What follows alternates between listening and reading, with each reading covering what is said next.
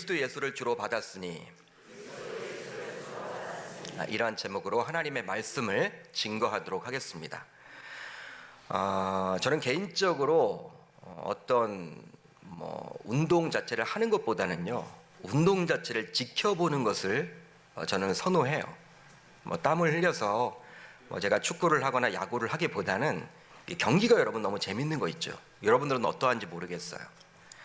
근데 최근에 우리나라 23세 이하 남자 축구 대표팀이 결승 경기에서 중동의 강호인 사우디아라비아를 물리치고 아시아 축구 연맹이 주관한 경기에서 우승을 차지하게 되었다고 합니다. 혹시 여러분 소식 알고 계세요? 이 신종 코로나 바이러스 소식 때문에 이게 묻혔는지도 모르겠는데, 여러분 우승을 차지했어요. 우승을. 근데 특별히 우승만큼 값진 것은 9회 연속 올림픽 출전권을 획득했다라는 사실이에요. 야, 올림픽 나가는 것이 뭐 그리 대단하냐? 아니에요, 여러분. 축구는요, 자기가 나가고 싶다고 나가는 게 아니라 예선전을 거쳐가지고 나가야 합니다. 근데 우리나라가 여러분 9회 연속이에요. 그러게 88 서울 올림픽 이후로 금년 7월에 있을 도쿄 올림픽까지 9회 연속 남자 축구는 올림픽 경기에 출전하게 되었어요. 이것은 굉장히 값진 기록이라고 할 수 있습니다. 값진 기록이다. 여러분, 축구 나라는 나라가 얼마나 많습니까? 유럽, 남미 축구 강호들이 많을 텐데 9회 연속 올림픽에 출전한 나라는 대한민국 뿐이래요. 독일도 그렇게 하지 못했대요. 브라질도 그렇게 나가지 못했대요. 근데 우리나라가 여러분 그렇게 나갔습니다. 굉장히 여러분 값진 기록이죠. 이번 우승 때문인지는 몰라도 우승의 주역이라 할 수 있는 김학범 감독에게 많은 언론에서 인터뷰를 이렇게 요청했다고 합니다. 어떻게 해서 우승을 하게 되었는지, 또 앞으로 올림픽은 어떻게 나가서 경기를 치를 것인지 굉장히 여러분 언론에서 이제 관심을 갖게 되었죠. 김 감독은 이번 우승에 만족하지 않고 올림픽 본선 무대에서 좋은 성적을 거두겠다라는 포부를 밝히기도 했어요. 그러면서 2012년 런던 올림픽 당시 우리나라가 동메달을 획득했거든요. 그런데 언제나 기록은 깨지기 위해 존재하는 것이라고 하면서 전의를 불태웠습니다. 그러게 당연히 이제 김 감독이 이끄는 남자 축구 대표팀은 이번 도쿄 올림픽에서 런던의 그 올림픽에서 있을 때 동메달을 그렇게 획득했던 것을 깨는 것이 새로운 목표가 되었다 그래요. 우리가 2012년도 런던 올림픽 때 동메달을 땄거든요. 축구 경기에서. 새로운 목표를 설정하는 것이죠. 야, 기록은 깨기 위해 존재하는 거다. 이제 동메달에 만족하지 않고 은메달, 금메달을 따겠다라고 이렇게 다짐을 했습니다. 그렇습니다. 개인이든 조직이든 혹은 팀이든 간에 명확한 목표가 있으면 한 걸음 더 진보할 수가 있어요. 그러게 어떤 목표가 없는 개인이나 조직 혹은 팀은 발전할 수가 없습니다. 예를 하나 들어보면요, 대부분의 중년 남성들은요, 여러분 무엇이 나와 있습니까? 뱃살이 나와 있죠. 뱃살. 그러니까 자신의 뱃살을 바라보면서 야, 빼긴 빼야 하는데, 이 살을 빼야 하는데 이것을 어쩔고. 근데 우리 계명교회는 참 여러분 날씬한 분만 계시네요. 우리 남성들이. 저만 뱃살이 좀 있는 것 같아요. 여러분 다 이 살 빼기를 원하죠. 야, 이걸 빼긴 빼야 되는데 이걸 어찌할까 고민을 여러분 합니다. 그러나 고민만 한다고 뱃살이 저절로 빠지진 않아요. 그러기에 뱃살을 정말 빼려면 반드시 분명한 목표를 세워야 해요. 예를 들어서 3개월 후에는 내가 몇 인치로 줄이겠다, 몇 킬로를 줄이겠다, 이런 목표 설정이 있어야 돼요. 즉 석 달 후에는 허리둘레를 몇 인치까지 줄이겠다는 목표가 우선적으로 세워져야 하지만 그것에 맞는 식단 조절과 또 운동을 병행하게 되어 있는 것입니다. 그러니까 고민만 해서는 결코 살을 뺄 수가 없다. 또 금년부터 우리 교회에서는 2000독 성경 읽기 운동이 지금 시작하고 있는데, 이 운동에 동참하고자 한다면 금년도 내가 1독을 하겠다, 2독을 하겠다, 아니 나는 5독을 하겠다, 그런 목표 설정을 갖춰야 돼요. 왜냐하면 여러분 1독을 하게 되면 하루에 몇 장 읽어야 할지가 나오고요, 2독을 하게 되면 몇 장 읽어야 할지가 나오고, 5독을 하게 되면 내가 하루에 몇 장을 읽어야 할지가 세워지기 때문이죠. 그러게 개인이든 조직이든 팀이든 간에 삶 속에서 분명한 목표를 설정하는 것은 굉장히 중요해요. 여러분 공부 잘하는 아이들은요, 이 중학교 때부터 벌써 어느 대학 어느 과를 가겠다 딱 정해져 있거든요. 그걸 놓고 여러분 열심히 공부를 하는 겁니다. 왜? 목표를 이루기 위해서 달려가는 것이죠. 근데 여러분 대부분의 아이들은요 그게 없어요. 내가 뭘 되고 싶을지, 내가 좋아하는 것이 무엇일지, 그러니까 비전이나 꿈이나 이런 목표 설정이 없기 때문에 공부를 하긴 하지만 이게 여러분 영이 시원치 않은 거예요. 그렇기 때문에 여러분 목표 설정은 굉장히 중요하다. 그렇다면 예수 그리스도를 신앙의 대상으로 삼아 신앙생활을 하는 우리들의 믿음은 어디까지 자라나야 할까요? 제가 어느 단계까지 성장하는 것을 목표로 삼아야 합니까? 오늘 말씀을 통해서 한번 살펴보도록 하겠습니다. 오늘 말씀 6절을 보면 이렇게 시작을 하고 있죠. 우리 한번 같이 읽어봅니다. 시작.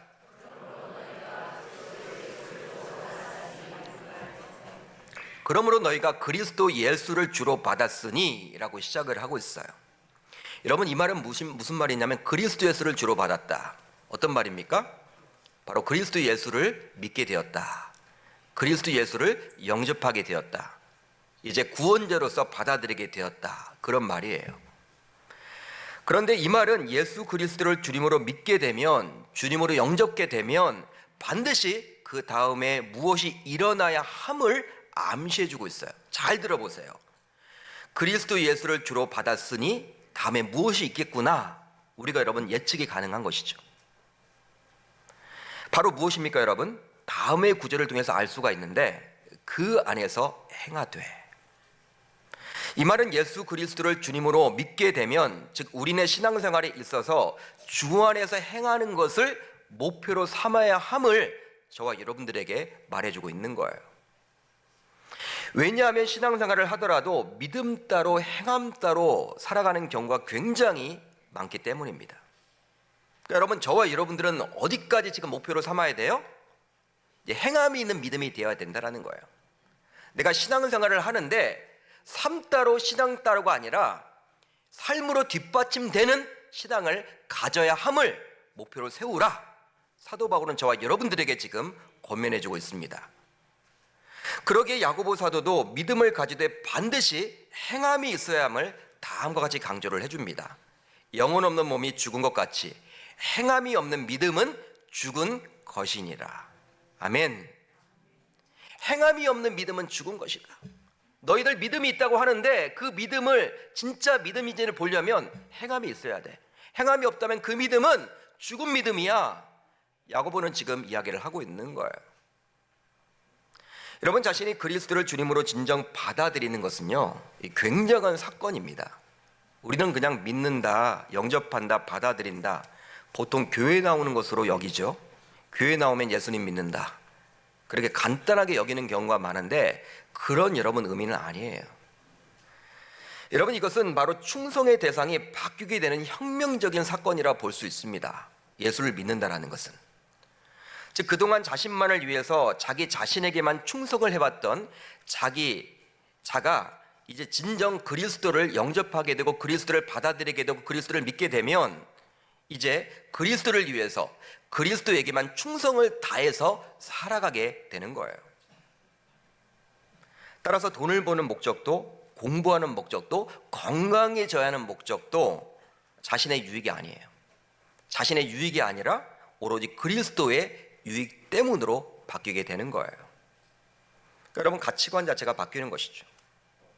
지난 설 명절을 끼고 우리 교회 청년부 이렇게 아이들이 라오스로 단기 선교를 다녀왔습니다. 라오스로 다녀온 청년 가운데 한 청년이 자신의 부모에게 이렇게 이야기를 했다 그래요. 저는 그 부모를 통해서 제가 그 간증을 듣고 그 고백을 듣고 참 감동이 되었어요.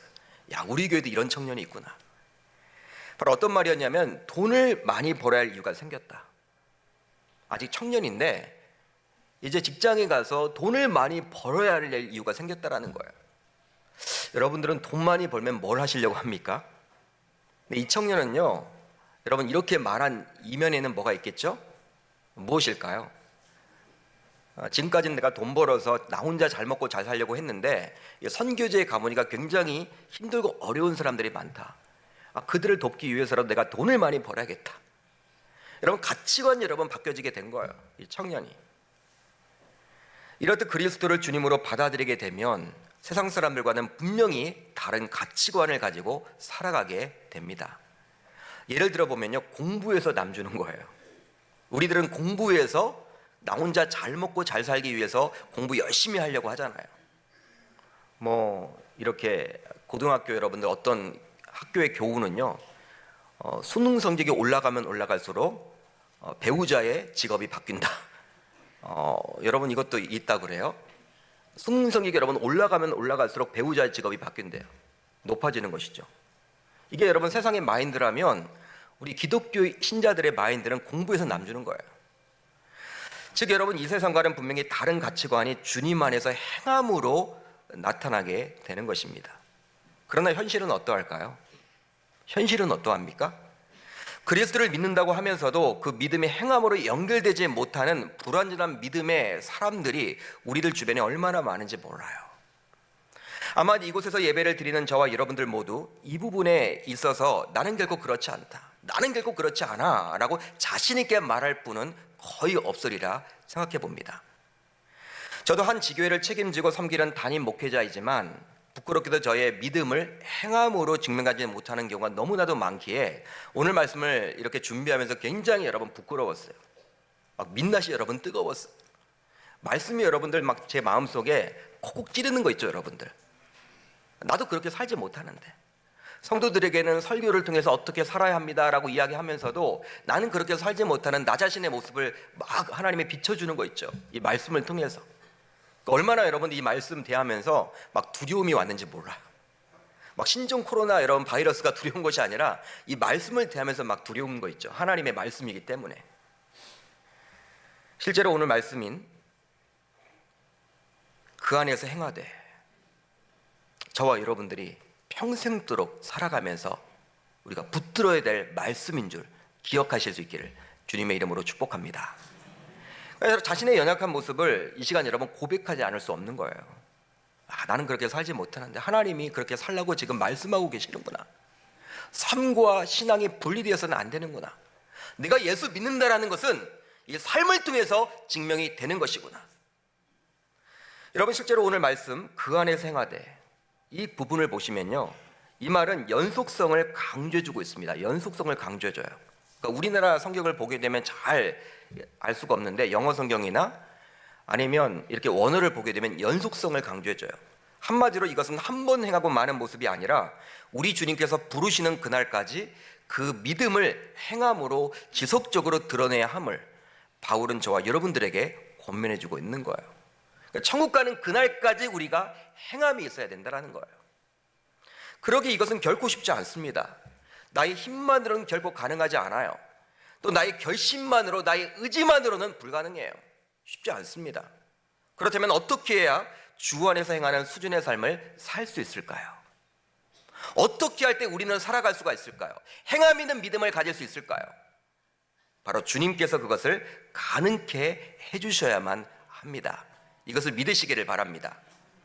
오늘 말씀 7절을 보시면요, 이렇게 나와 있어요. 그 안에 뿌리를 박으며 세움을 받아. 7절을 보시면 이렇게 나와 있죠. 그 안에 뿌리를 박으며 세움을 받아. 우리는 그리스도 안에 뿌리를 박고 그리스도 안에 세움을 입어야만 지속적으로 우리의 믿음을 행함으로 드러낼 수가 있는 거예요. 바울은 지금 나무에 비유해서 말씀을 하고 있죠. 나무가 쓰러지지 않고 계속해서 자라기 위해서는 땅속 깊이 뿌리를 박아 있어야 합니다.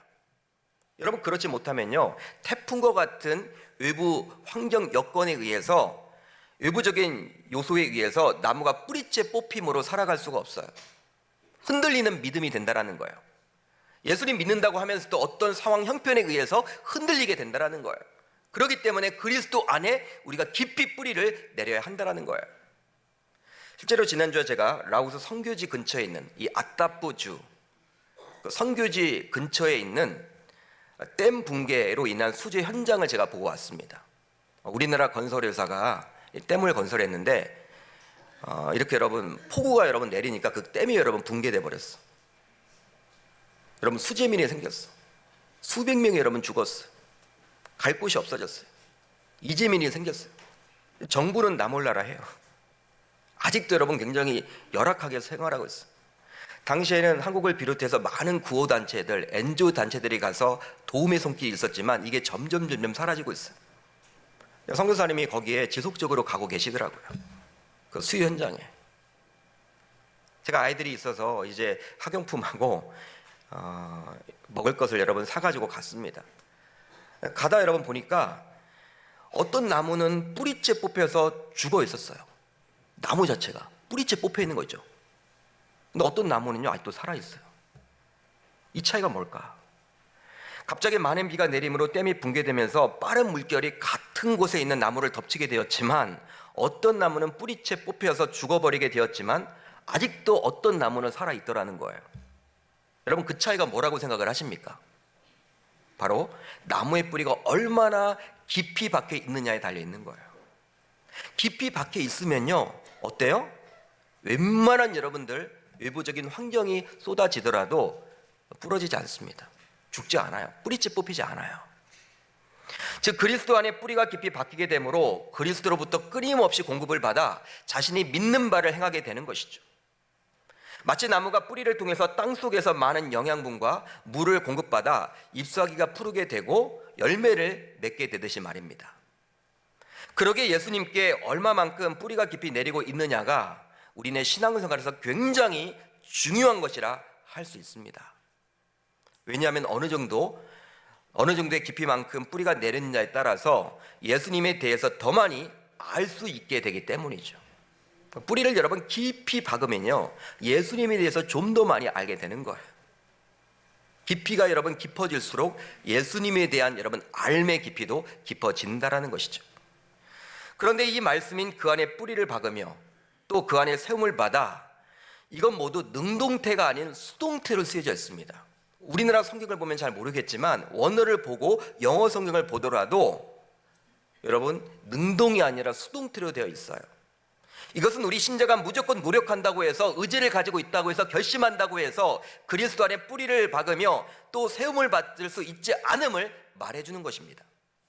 그러니까 우리의 노력만으로는 불가능하다는 거예요. 우리가 아무리 해도 안 된다는 거예요. 따라서 우리 주님께서 뿌리를 깊이 박고 세움을 받도록 은혜를 베풀어 주실 때만 우리들 모두 지속적인 행함 있는 신자가 될 수 있음을 저와 여러분들은 꼭 이 시간 기억할 수 있기를 바랍니다. 그분이 해주셔야 하는 거예요. 한마디로 주님께서 가능케 해주셔야만 하는 것이죠. 신앙생활이라는 것은요 나의 열심으로 하는 거 아니에요. 나의 열심으로 하는 거 아니에요. 그 세상 종교는 나의 열심이 들어가지만 하나님에게 붙들림 받아서 우리가 하는 것이죠. 그렇다면 바울이 나무의 비유를 가지고 그리스도 안에 뿌리를 박으며 세움을 받아야 한다라고 강조하는 그 이면에는 무엇이기 때문입니까? 왜 갑자기 사도 바울은 오늘 본문 말씀에서 이 나무 위의 비유를 통해서 뿌리를 깊이 박아야 한다, 그리고 세움을 받아야 한다, 꼭 여러분 나무 이야기를 지금 하고 있잖아요. 왜 이런 이야기를 갑자기 하는 것일까요? 그 이유를 알기 위해서는 당시 골로새 교회의 상황에 대해서 알고 있어야만 합니다. 오늘 말씀의 배경이 되는 골로새 교회는 사도 바울에 의해서 직접 개척된 교회는 아니었습니다. 보통 사도 바울이 에베소 교회나 빌립보 교회 같은 경우에는요 이 전도 여행을 다니면서 그 지역에 가서 복음을 전하고 교회를 세웠죠. 여러분 그런 게 아니라는 거예요. 이 골로새 교회는. 여러분 다른 나라 이렇게 선교 이렇게 간다고 하면요 다 그 나라 말로 찬양을 배워서 가지만 그 나라는 그렇게 하질 못해요. 선교사님이 8, 9년 이렇게 활동을 하시면서 이제 여러분 열매를 맺은 거예요. 간접적으로 복음을 전하는데 이제 여러분 본인이 복음을 전해서 이제 한 분 여러분 그리스도인이 된 거예요. 세례를 여러분 본인이 줄 수도 있지만 또 교회 이렇게 대표인 담임 목사가 방문한다고 하니 기다렸던 것 같아요. 여러분 세례를 주었습니다. 그리고 제가 교제를 나누었어요. 어떻게 예수님을 믿게 되었느냐. 근데 선교사님이 굉장히 잘 여러분 이렇게 지도를 했더라고요. 가르쳤더라고요. 여러분 라오스 같은 경우에도요 이 오순절 계통, 이 말씀 중심이 아니라 어떤 간증 체험 위주의 신앙이 굉장히 여러분 많거든요. 사람들이 여러분 눈으로 보는 거 좋아하잖아요. 보면 믿잖아요. 말씀보다도. 말씀은 딱딱하잖아요. 근데 선교사님은 이 말씀으로 제대로 양육을 했어.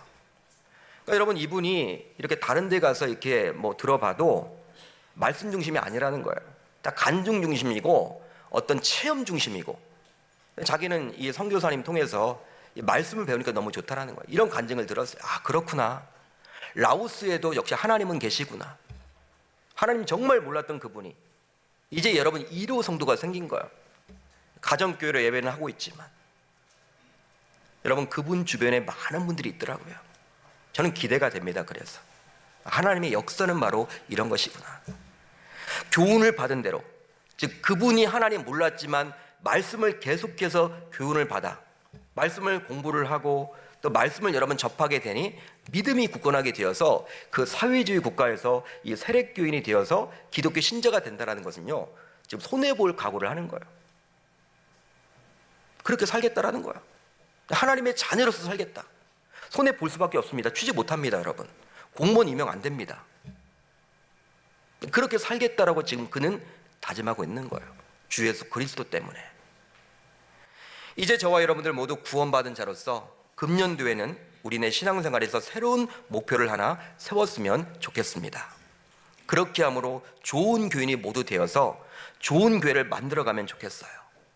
바로 하나님 말씀을 누구보다도 가까이 함으로 주님을 믿는 믿음이 굳건하게 되어서 그 믿음을 행함으로 연결시키는 진짜 살아있는 믿음의 사람들이 모두 되겠다고 결심하고 다짐하고 돌아가는 우리 계명교회 온 성도가 다 되시기를 주님의 이름으로 축복합니다.